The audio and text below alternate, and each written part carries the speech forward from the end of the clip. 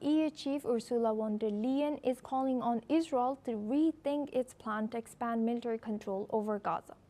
In a post on X, she urged the release of all hostages, full and unhindered humanitarian access, and said plainly a ceasefire is needed now.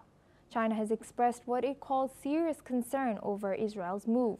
Foreign Ministry spokesperson Go Jiakun also said Gaza is an inalienable part of Palestinian territory and warned that only an immediate ceasefire can ease the humanitarian crisis and secure hostage releases.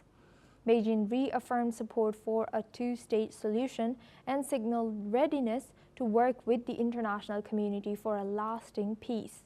Saudi Arabia has also condemned Israel's plan to take over Gaza City, while Hamas accused Prime Minister Benjamin Netanyahu's government of not caring about the fate of hostages, warning that expanding the offensive means sacrificing them.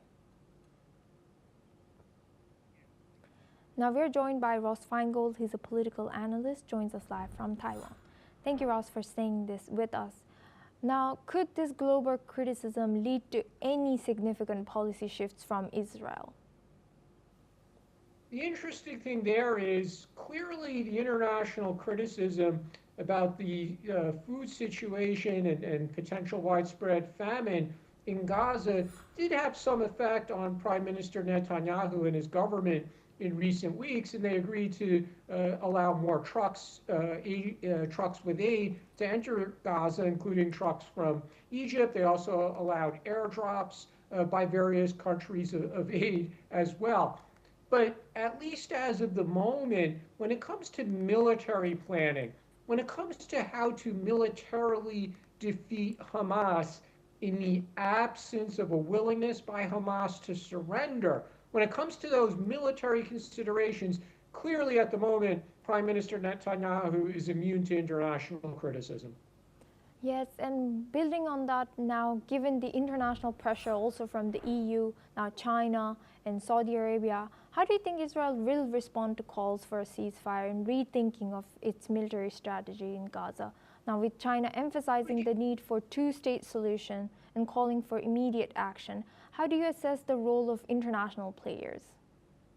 Again, when it comes to the military decision that was made in recent hours, at least as of now, it's clear that international criticism is not going to change Netanyahu's military decision. Again, it did seem to move his decision on the amount of humanitarian aid that could enter into Gaza. But going forward, as Israel begins this military operation, again, we'll have to see whether or not Netanyahu becomes more susceptible to international criticism like he did when it came to food aid. But the key thing at the moment is no amount of international criticism appears to influence Netanyahu's military policy decision. And yes, there's going to be a lot more international criticism in the coming hours and days if and when Israel begins this military operation.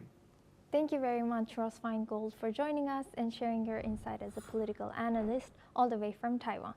Now we move on to our next news. As per the Ministry